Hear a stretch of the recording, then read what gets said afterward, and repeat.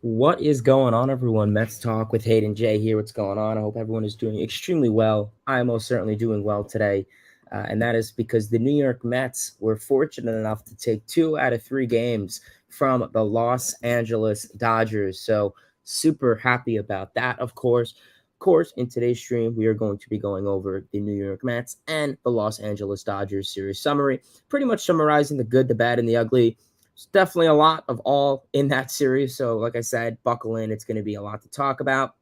Then, of course, we are going to be going over the New York Mets and the San Francisco Giants series preview. So, previewing that, what to expect in that, possible outcomes.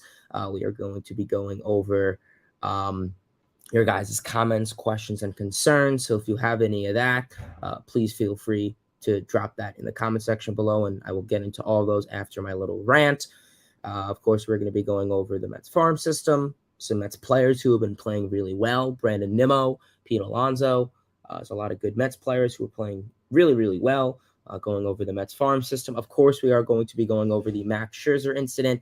I'm sure that is definitely fresh in everyone's mind still. Definitely a lot to take from that. So, yeah, I guess let's stop wasting any more time and essentially let's dive into what happened with the Mets and the Dodgers 3-game set. As stated, the Mets were lucky enough to take 2 of 3. Definitely wasn't fully pretty, but hey, you got the win. So at the end of the day, who cares? And you took 2 of 3 from arguably a really good baseball team. I know right now the Dodgers are currently a game under 500, which can't control the Dodgers' destiny, but you can control yours. So getting into it, game one, which was Monday's game, the New York Mets took game one by a score of 8-6. This game was certainly going all over the place, no doubt about it. And the Mets were lucky enough to take game one by a total score of 8-6. As we could see, we had David Peterson on the bump for the New York Mets. And David Peterson, looked decent. Wasn't a great start, but wasn't a horrible start. His offense really did back him up, which is good to see. David Peterson going 6 innings, 7 hits, 6 runs, 0 walks, which is always a good thing to see with David Peterson. We know the walks are definitely a concern for him, so glad that he was able to locate the zone very well. And, of course, struck out 6, 94 pitches, 61 of those were strikes. Peterson, like I said, had a pretty decent outing, had a little bit of a hard time with the long ball. Essentially, he had a good night if it wasn't for Freddie Freeman. Freddie Freeman took him yard twice, which gives up a total of 3 runs. And then after that, Muncy hit a home run after on him. So, essentially what we could see, he had some complexity with the long ball, the hard contact. But otherwise, kudos to David Peterson. He pounded the strike zone. He wasn't, his command was decent. His control was fine. So that's always good to see. Definitely a much better start from David Peterson. Don't be, I guess, completely fooled with the whole slash line that you see. He really just got rocked with the long ball. Otherwise, had a good start. I'm happy about it. He pounded the zone. He had a quick outing. He kept his pitch count low. And, that's something that David Peterson is definitely going to get better with throughout the times. And that's something that you're going to rely on David Peterson. Like I said, fastball looked good. Slider looked good. Overall, all of his stuff essentially really looked good. So there's no major complaints with Peterson. Following that, Brooks Raley came in for an inning and 2/3, giving up 2 hits, strikeout, was able to get out of that. Drew Smith came in for a third of an inning, struck out the only batter in 4 pitches. So good to see Drew Smith has been riding pretty well lately. That's going to be important. And then Adam Ottavino came in to close things out, an inning to face the 3 batters. Obviously, Mets had a pretty good night when it came to their pitching staff. Their bullpen didn't give up any runs, so you always like to see that. The Mets bullpen has been very, very strong lately, so that's always going to be something that the Mets are going to be happy to see. In terms of the Mets offense, you scored 8 runs and 14 hits. You will absolutely take that. Had a total of 20 guys get on base. Walked a total of 3 guys. So, yeah, obviously getting things started with the run creation. Daniel Vogelbach in the second inning has a 2-run homer to left center, 390 feet to bring in himself and Canna. So absolutely happy to see Daniel Vogelbach finally hit for some power. We know that the Mets are trying to make this dude an OBP guy and, telling him not to, pull the ball. And, essentially, he hasn't been hitting any home runs for it. And obviously we know that this team lacks power. That's something that's been established for quite some time now. So it's finally good to see him pull one the other way. Wasn't, completely pulling the ball, but like I said, it's production and you'll take it at the end of the day. Heading on into the fourth inning, Jeff McNeil, a little nice Jeff McNeil action. He had an opposite field RBI single to left to bring in Francisco Lindor. A couple of bats later, Daniel Vogelbach had an RBI ground out to bring in Pete Alonso. So fundamental baseball, you'll take it. A couple of bats later, Brett Baty decides to finally get on some of the action. He says, hey, I'm an MLB player, time to show it. And he had a solo or an RBI single to right to bring in McNeil. Heading on into the seventh inning, the Mets come back to the ball game once again. Tomas Nido scored on a balk, which is good to see. You'll definitely take that.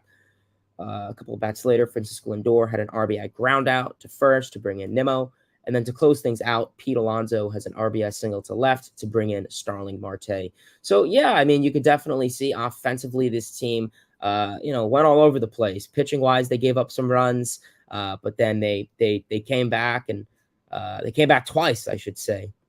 And we're able to take advantage of the Dodgers bullpen. We're very patient. We're taking their walks. They had that balk, and they were just putting the ball in play. They weren't striking out. They were, even if it was fundamental baseball, sacrifices, ground outs, all of that great stuff to still drive in runs. And I think that's something that's still very important. That's what any good organization would want to do. Really tip of the cap to them. They were putting the ball in play. They were getting bases loaded, and they weren't striking out and then hitting into a double play. They were, putting the ball in play, still resulted in outs, but it brought in runs. So, yeah, obviously Mets win this game by a score of 8-6. You're happy to see that. David Peterson gets his first one on the season, and Adam Ottavino with his second save of the season. Coming into Game 2, the Mets unfortunately lost Game 2. They lost this by a score of 5-0. Not a pretty night for the Mets offense. A night prior, their offense was on fire, but then this night they decided couldn't do much against Clayton Kershaw. Clayton Kershaw was going for his 200th win, and he's a lefty, and it was just set up for the Dodgers' success. Obviously, the Mets scored 0 runs. We're getting no hit until the 5th inning, but we're able to score 4. But we're able to get 4 hits. Didn't score a single run. McGill looked good. Just couldn't really get much out of his offense. McGill, 5 innings, 7 hits, 3 runs, 4 walks, 4 strikeouts. His pitch count was a little bit high. Got into a couple full counts. Regardless of J.D. Martinez, he had a pretty good night. McGill, obviously J.D. Martinez scored all the runs off of Tyler McGill. He had a 2-run homer in the first and then a solo shot in the third. So, yeah, I mean, Tyler McGill had a pretty decent outing. Like I said, don't be fooled with the numbers. It was really J.D. Martinez that kind of just beat him up that outing. It is what it is. It happens. Like I said, I mean, I thought his stuff looked good. His velo was at an average pace. Nice short stride. I guess just overall his offense, baseball is a two-way sport. The pitcher needs to help out, and then obviously your offense needs to help out. And, unfortunately, that just wasn't really the case for them. So, essentially we're just going to have to see how McGill goes in his next outing. Hopefully he can put up the same stats, but maybe his offense can help him out. In terms of the Mets offense, well, actually, let's finish up the bullpen. Denny Reyes came in for an inning and a third, 2 walks, 2 strikeouts. Jeff Brigham, 2/3 of an inning, struck out 2. So good to see Jeff Brigham get out of a jam. And then, of course, John Curtis came in for an inning, 2 hits, 2 runs, a walk. So kind of gave that game up. Kershaw, Mets couldn't really hit the lefty or his slider. He was just dominant, man on a mission, and the Mets offense was just not there. Only able to tack 4 hits, but not able to score a single run. So it happens. It is what it is. But you know what? The Mets moved past it, and they did. As yesterday, we're going to get into this whole debacle later on. The Mets win yesterday's game by a score of 5-3. You had Max Scherzer starting, and he only went 3 innings. You say, why is that? Well, he got ejected for, quote-unquote, a substance, and we're going to get into that afterwards. But, yeah, Scherzer, 3 innings, a hit, 0 walks, 0 runs, 2 walks, 3 strikeouts, 47 pitches. 32 of those were in the strike zone. I thought Max Scherzer looked pretty good. He had a bases-loaded jam in the first with 1 out, was able to get out of it. 2 innings after that, he looked good. Obviously, he got ejected into the 4th inning, so Jimmy Yacobonis came in for 2 2/3. giving up 2 hits, a run, a walk, and a strikeout. Tip of the cap to him for keeping the Mets in this ball game. Going out there, we know that he used to be a starter in his old days, bounced around different organizations and different teams in the bullpen. But hey, tip of the cap to him for keeping the Mets in this ball game. He could have came in and completely, bloated it, or really helped out so the Mets wouldn't be taxed with their bullpen. So really, tip of the cap. Yeah. Tip of the cap to him. Then Jeff Brigham came in for a third of an inning, faced one batter. Drew Smith came in for an inning, struck out a batter. David Robertson came in for a batter, giving up a hit, a run, 2 walks, a strikeout. Wasn't the best outing for him, but it happens sometimes. And then Adam Ottavino came in for the save, an inning, giving up a hit, a run, 0 walks, and a strikeout. So in terms of the offensive production, the Mets definitely showed, hey, we lost Max Scherzer. Let's win this ball game for him. Do it for Max is, I think, what the term was, and they sure did it for Max, as the Mets went out there and they won the ball game for him. Getting things started, Brandon Nimmo in the 5th inning has a 2-run homer to center, 431 feet to bring in himself and Francisco Alvarez. So good to see Nimmo with some power there. Heading on into the 8th inning, Tommy Pham had a sacrifice fly RBI to bring in Lindor. And then in the 9th inning, Mark Canha comes with some more run creation. Mark Canha has a 2-run RBI double to left to bring in Nimmo and Guillorme. Good hustle by both of them. So very important to see. In terms of this game, Jimmy Yacobonis gets the win. Adam Ottavino with his third save in the season. Tip of the cap to Brandon Nimmo, going 5 for 5 this game with 2 runs, a home run, and 2 RBIs. Raised his batting average to 349. His OPS is already in the late 950s. OBP of 480. I mean, insane. Other guys to take into accountability. Francisco Alvarez went 2 for 4, so you like to see that. Yeah. Otherwise, Canha came in for pitch hitting for Starling Marte. Starling Marte left this game a little early, and Canha came in, went 1 for 2 with the 2 RBIs, so that was important. But yeah, Mets won this game 5-3. Yacobonis gets the win. Ottavino, third save on the season. The Mets take 2 of 3 against the Los Angeles Dodgers, which that's what I wanted, and that's what you got. So getting into the whole Max Scherzer shenanigans, just a quick little update. I saw someone asked. So pretty much with Max Scherzer, he went out there, and I believe it was in between the 2nd inning.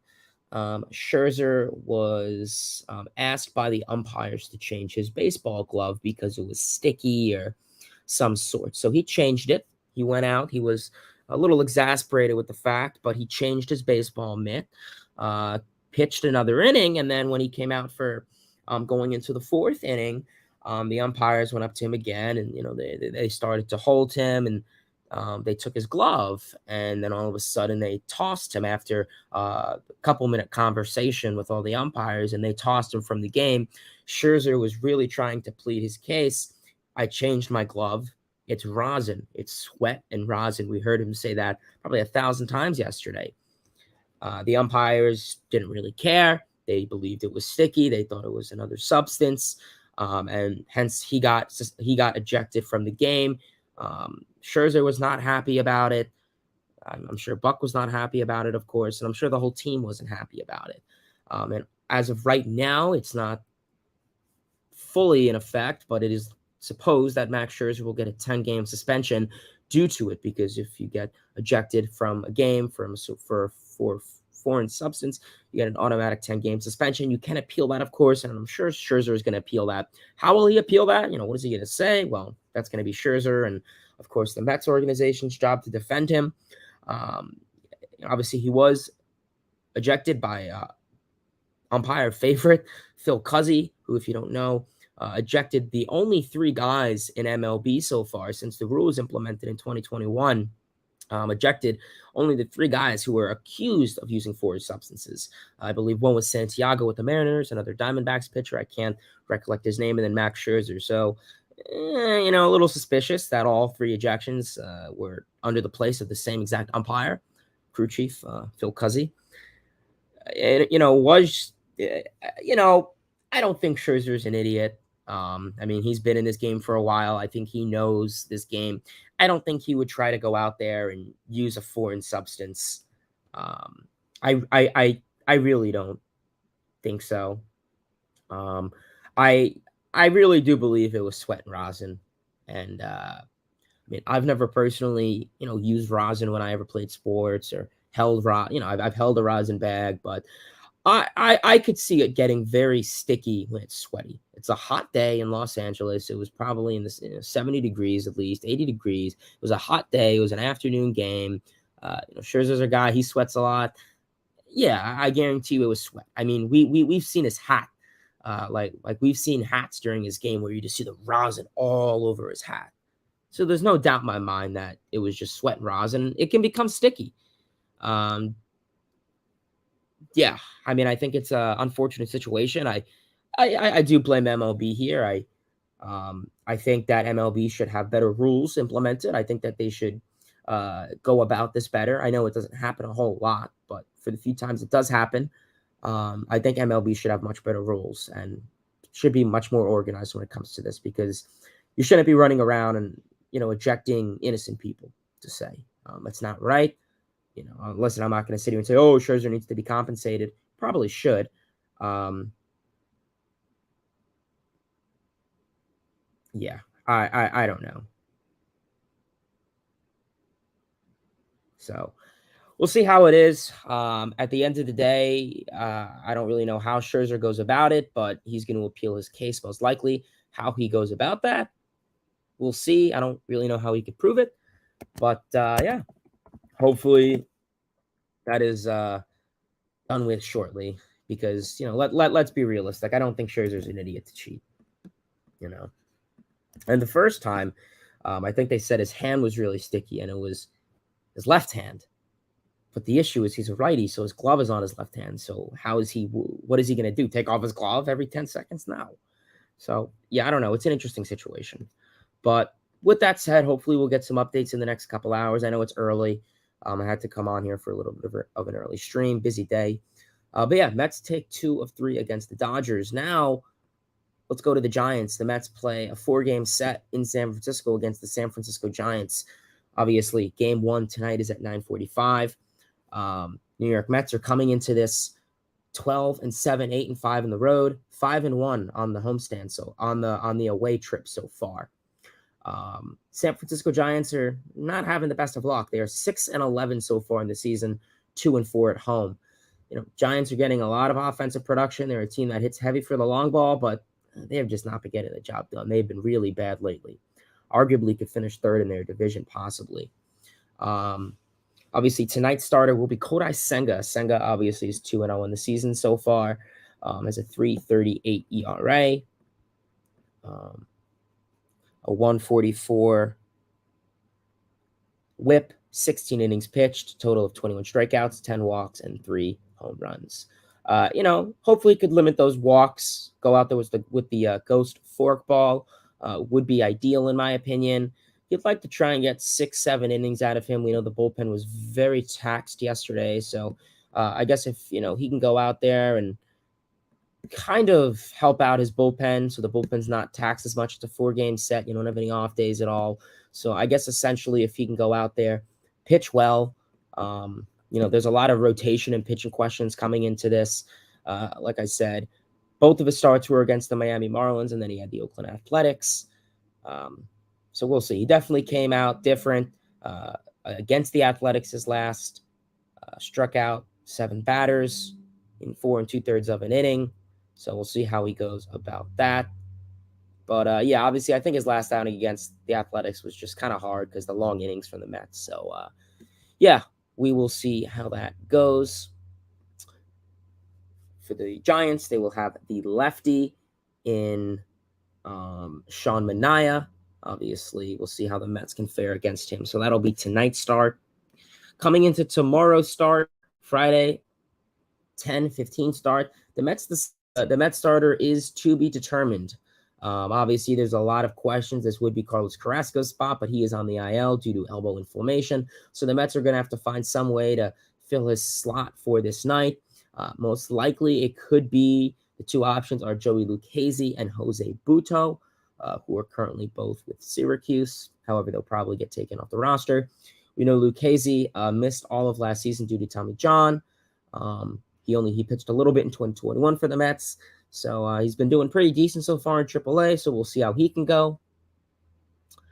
So I guess how will the Mets rotation be cobbled together is definitely going to be of question, no doubt about it. And then obviously the Giants starter will be Anthony Desclafani, who's been looking pretty good so far in the season. Getting into Game 3, which is Saturday's start, the Mets will have David Peterson on the bump for the New York Metropolitans.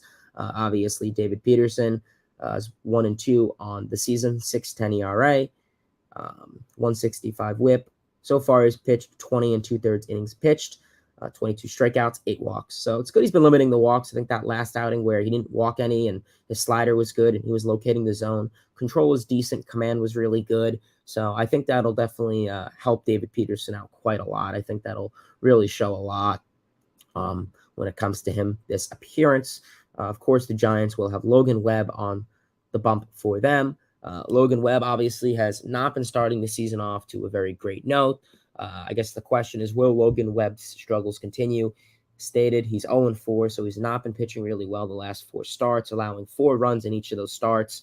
He was charged with 1 of those runs, of course, against the Dodgers.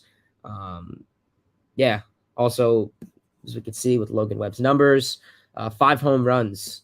So the long ball has definitely been a kind of a concern for him.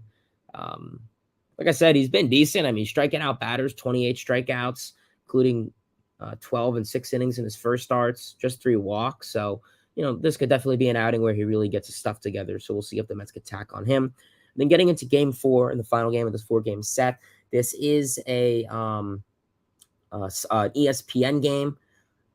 So Sunday night, ESPN, 7 o'clock. The Mets will have Tyler McGill on ESPN. McGill is 3-1 on the season, 3 ERA, flat, 143 WHIP, 21 innings pitched, giving up 17 strikeouts. So, we'll see if McGill can go out there, shorten that stride, mix up his pitches, fastball, slider, changeup combination. Overall, we'll see how he fares on Sunday night ESPN baseball. The Mets have actually been playing a little bit better on ESPN baseball lately, so that'll be interesting to see how that works out. Obviously, Mets are coming into this 4-game set. We'll see how the Mets fare. A couple things to take into accountability this series. The Giants are a team that's not doing very well, but they can hit for the long ball. This is a team that relies heavily on home run or strikeout, and we'll see how it goes for them. Obviously, a couple key important guys are in the IL. Mitch Haniger's on the 10-day IL. Jock Peterson's on the 10-day IL. Conforto is day-to-day, but I'm sure he'll be back to fine. Looking at it, Giants lost 3-game set against the Marlins. They were only able to take 1 of 3 in extra innings. Otherwise, their last 5, they are currently 1-4, where the Mets are 4-1. So, for the Giants case, not looking too great. Like I said, they're a home run team who strikes out a lot. Low average team, of course. Decent average, I guess. But a couple guys to look into account for this series, in my opinion. I think starting off for the New York Mets, I think Brandon Nimmo is the number 1 guy to watch out for. He's been having a phenomenal season so far. The last 7 games, Nimmo is batting .517, which is 16 for 31 in terms of at-bats, 6 runs, 5 extra base hits, 7 RBIs, so he's driving in a run each game, essentially, and an 1,313 OPS. Of course, he did go 5 for 5 yesterday, so, I mean, phenomenal. 16 hits in 7 games. I mean, Nimmo's really been playing great. I mean, obviously, offensively, his swing is looking good. He's kind of sharing some meat up on that swing. Nice short swing. He's hitting the ball hard. And, of course, defensively in the field, he's been looking phenomenal. He made a ton of great plays. In Oakland, he had that one good catch to kind of save the game, I guess, in Game 1 of the Dodgers series. So, Nimmo's been looking phenomenal. Definitely keep an eye out on him.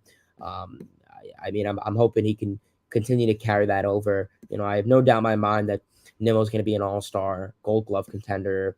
Heck, I think if he's continuing the pace where he's swinging the bat, but he's walking elitely, I think he could, no doubt in my mind, even be in contention for the batting title. How about that?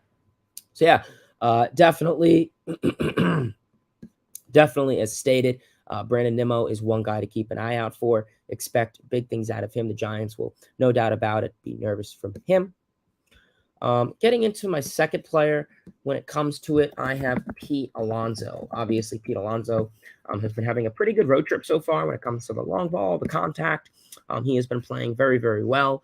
Last 10 games for Pete Alonso, he's batting .357, OBP of .438, and a slugging of .679. 10 hits, 3 home runs, 4 ribbies, 4 walks. So that first game of the Dodgers series, he had 3 hits. You like to see that. But yeah, Pete Alonso has been playing very well lately. Strikeouts are down, walks are going up. He's getting on base a lot, which that's at the end of the day. If he's going to do that and still mash at an elite level, you'll take it. When it comes to Pete Alonso versus the Giants, he has pretty decent numbers against them. He's batting .286, 22 hits, 6 homers, 15 ribbies, 12 runs scored in 20 games in his career playing with the Mets against the Giants. So those are pretty good numbers. When it comes to his numbers against, I believe it's Sean Manaea tonight. I don't know how the heck you spell that name. He's 1 for 4 in 5 plate appearances against Manaea. He has a hit, a walk, and a strikeout. So, yeah, I guess that's a decent, fair matchup there. So I guess that's the second player to keep an eye out for. And when it comes to the third player, I'm going to go with Mark Canha. He ended off that Dodgers series with that 2-run RBI double, which kind of helped them win the game.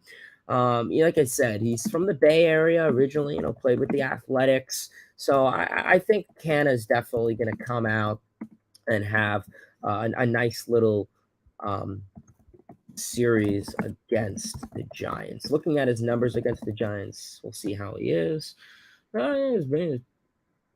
Yeah, batting .252, 26 hits, 6 homers, 21 ribbies, 18 runs in 29 games against the Giants. So those are decent numbers. He had a pretty good pretty good outing against them last year when it comes to run creation. He had an RBI in all 4 games that he played against the Giants. So that could be something of noteworthy. So those are the 3 Mets to keep an eye out for. Of course, we do have some old friends that are for the Giants, and that is with Michael Conforto, who's currently dealing with a calf injury. He returned Wednesday, so there's a pretty good chance he'll play against the Mets. I don't know if he'll play all 4 games, but we'll see. Like I said, there's also a lot of other familiar faces: J.D. Davis, Wilmer Flores, Darren Ruff. Since Ruff has joined the Giants, 15 at-bats, slashing .267, 8 389 and 400. So we'll see if that lasts. So yeah, that's the Mets and Giants series preview. 4-game set. Ideally, if you're the Mets, you'd like to take 3 of 4. Just considering the Giants are really not playing well baseball.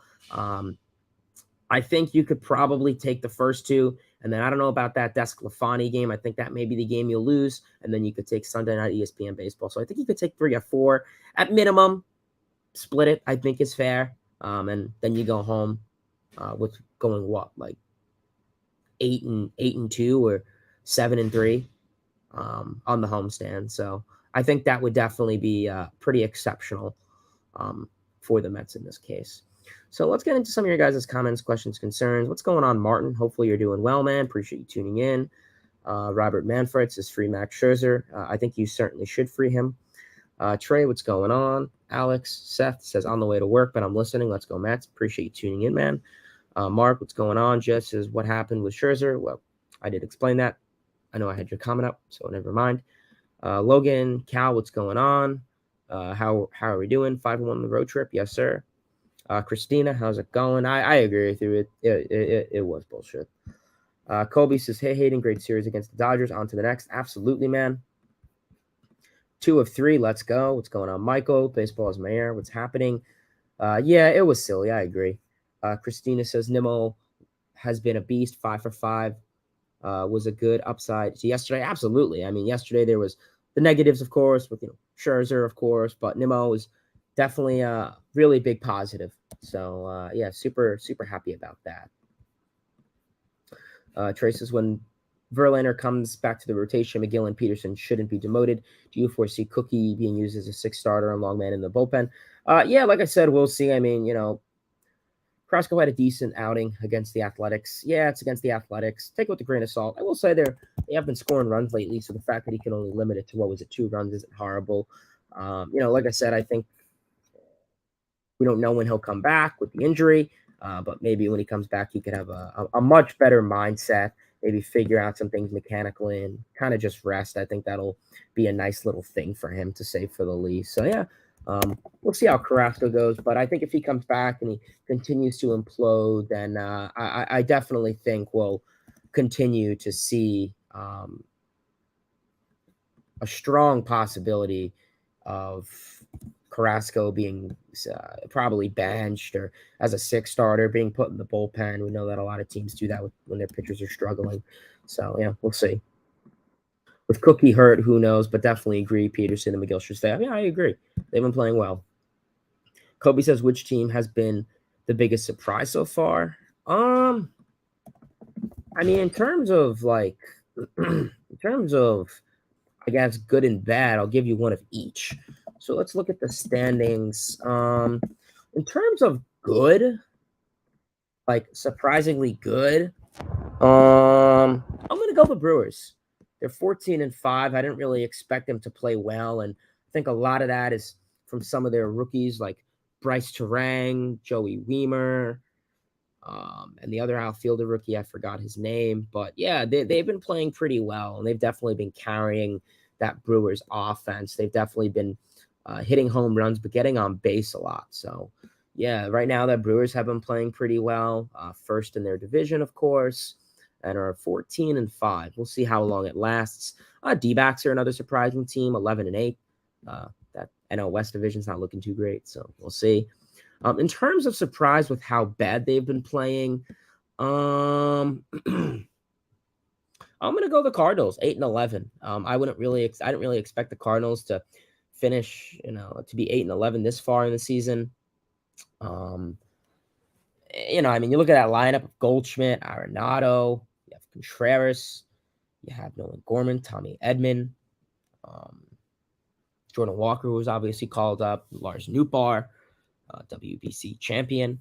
But yeah, I mean, with the Cardinals, their pitching right now hasn't really been the best. That's been helping them out. Like I said yesterday, they won that game from some of the young power. But yeah, lately they've been having a lot of unfortunate losses. Pitching hasn't been looking, I guess, crazy good, as you could say. But they have certainly been struggling. It is early in the season, so we'll see. But definitely considering the talent you have now, you kind of hope you can expand on that. Cal says, what are the biggest strengths and weaknesses? Well, I think the biggest strength you could probably go off of is probably the table setters. I think the Mets have a pretty good amount of table setters in this lineup. I mean, you look at it, you have Nimmo, you have Marte, you have Lindor, you have McNeil. So not many other teams have that many like back-to-back table setters where, you're batting your table setters like behind your power hitters because you just have so many. In terms of weakness, probably power depth or bullpen, I'd say. Seth says, how about Brandon Nimmo playing like an elite player? Yeah, absolutely. Nimmo has been a man on a mission. Christina says Nimmo was playing. Nimmo was amazing. So happy we kept him. Absolutely. Gio says LFGM free Scherzer. Yeah, I agree. 100%. Michael says, I love Steve Cohen. What he's doing for my Mets and the Borough of Queens is amazing. Absolutely. I'm confused why they didn't take his glove for testing to make sure it was a foreign substance. They want the way they want to make. Yeah, and that's what I question too, is why don't they take the glove? I don't know if they did, but, I mean, if you're going to run around and cue something, and then that's what I say when MLB should be, look better when it comes to this, is why didn't they take his glove? Like, why was his glove not taken? Why did they let Scherzer go back and take his glove? Because he, just saying hypothetical, someone cheated. Let's say John Doe went out there and he cheated. He could have just took his glove, washed it off, and been like, here, MLB, look, there's nothing on my glove. So, yeah, that's when I say MLB should have better protocols. They should be required to take the uh, products and things that were in involvement of the potential cheating, and they should test it. And there should be more scientific approaches to this. They should test it, and if they find that there was a substance on it, then yeah, the pitcher would get suspended. But if not, you know, I think in some way they should be compensated for that, because it's not right that you essentially get kicked out for that. But sometimes at the end of the day, that's how sports go, I guess. So yeah, I mean, it is what it is right now, but we'll see. But yeah, I'm glad you guys agree with me. I mean, I think it's a silly situation. It is. It is. Yeah, it is. I'm excited for Senga. How do I think he'll do? I think he'll do pretty well. Like I said, if he can keep that ghost forkball intact, I mean, like I said, be smart with your pitches. The Giants are a very home run and strikeout team. So, one pitch and you could definitely regret doing that. So, yeah, I guess essentially kind of just keep the ball in good locations of the plate. Give you ideally six and a third, maybe 7 innings pitch, just because your bullpen is very taxed and you already have enough pitching questions. So I guess, yeah, kind of be smart when it comes to that. So, yeah, I mean, I guess we'll see how Senga goes, but I think he'll have a nice outing. He's been pretty good with the Mets so far. Last outing against the A's, you kind of have to read in between the lines, but yeah. Speaking of the Oakland A's, should the Oakland Athletics move to Oakland? Yeah, so we saw. I woke up at like 4 a.m. and it was all over my phone. Everyone texting me like, "Let's go," because I'm trying to go to Vegas with all my friends. And yeah, obviously the Oakland Athletics have been in talks of moving to Vegas.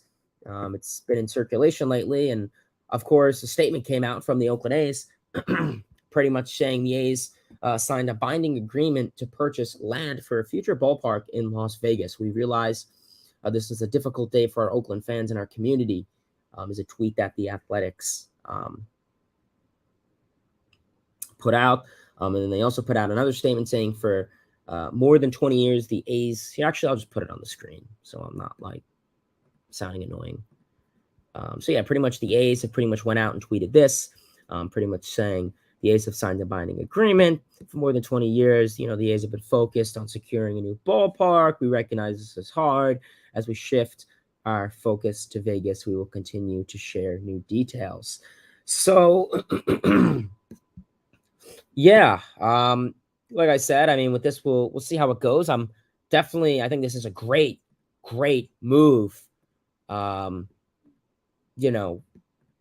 Okay, there we go. I think this is a great move for the Oakland Athletics. I think you look at it right now, I mean, their ballpark's a disaster. I mean, there's no other way to say it. I'm not going to sugarcoat it. Their ballpark's a disaster. Sorry. Yeah, the ballpark's a disaster. Attendance is horrible. And do I think it's more the ownership versus the ballpark? I think it's more the ownership. I definitely, I mean, in the past, we've been capable of seeing, what this organization is capable of. And yeah, right now it's unfortunate. I think it'd be best for the Athletics to move out to Vegas. I think in terms of revenue, I think it would help them out. I think they should also do more than move to Vegas. I think they should get new ownership. Get an owner that's going to spend. I think his name is like Jeffrey Fisher, I think is the owner's name. Yeah, he needs to go. You need to get new ownership. Go to Vegas and spend money. I mean, Vegas for a baseball organization would be really, really good. Simply just because the location. I mean, they would get so well in tourism. They would do really, really well with that. I mean, how many people go to Vegas, gamble, casinos, the Las Vegas Strip. Tourism would do really well there. So, I mean, you have the AAA Las Vegas Aviators there, former AAA team of the Mets, now currently the AAA team for the Athletics, and they do very well in attendance. They do much better than their major league team. So, yeah, I think that could definitely be huge for them. So, yeah, that's that. LGM, where should MLB expand to? I actually did a video on that, Alex. So go back to all my videos and go to the first video ever. Did a video on that.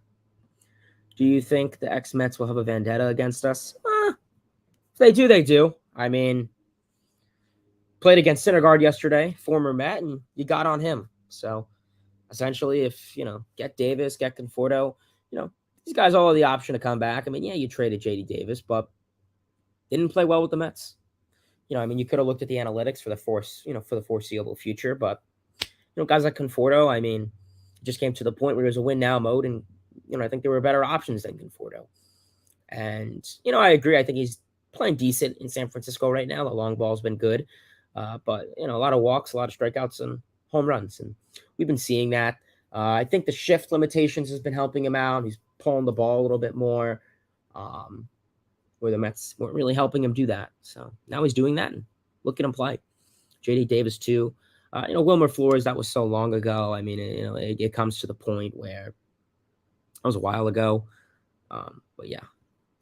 Will Brandon Nimmo win a Gold Glove this season? Absolutely. I think he'll definitely be in favor. Do you think the Mets are desperate for another hitter? We'll see. Let the season run out a little bit. Yeah, it is. I mean, like I said, we'll get an answer later today. Mets are 12-7. I'm happy about that. Took two series so far from World Series contenders. Yeah, no, that's good. You'll take it. Haley says, do you guys think Buck will ever get ejected for his tenure as manager? I don't think so. I don't really think that's his style. He seems to be a very, I guess, appropriate guy, if that's the term to say. You don't really see him argue unless it's something like completely arbitrary. Don't get me wrong. I'm sure he's been ejected in the past with Baltimore and other games. I don't know how many times he's been ejected, but it's not really his style. Unless it's something, completely arbitrary, like a, whatever. But we'll see. Why isn't Mauricio getting reps in the outfield? He obviously blocked at shortstop. Are the Mets simply planning on trading him? Yeah, I don't really know what the Mets are planning on doing with Mauricio. I mean, right now, listen, this is a good problem to have. I mean, right now, obviously, he's not going to play shortstop, considering you have a shortstop for the next 9-10 years in Francisco Lindor. I agree with you, and I said put him in the outfield. I think he has the speed. We know with Mauricio right now, he doesn't have the build for third. Way too big to be a second baseman. He grew a lot when the Mets since the Mets drafted him. Did the Mets think that? No, but hey, I think that's better. It'll help him generate more power. I definitely think he's an athletic guy because of it. So I mean, when you look at Ronnie Mauricio right now, maybe it'll come up, and he's in AAA now. He's raking. Maybe September or something. There'll be talks of him potentially getting called up, or maybe going into next year in April, spring training of next year, there'll be talks of Mauricio making the roster, and I think that'll absolutely be the case. I think next year at this time, he'll no doubt be on the roster. And, it'll be the problem of, hey, where do you put him? Do you put him at third? Really be fighting for third base between, with Brett Baty? Will you put him in the outfield? These are good problems to have down the line. So the Mets are going to approach that,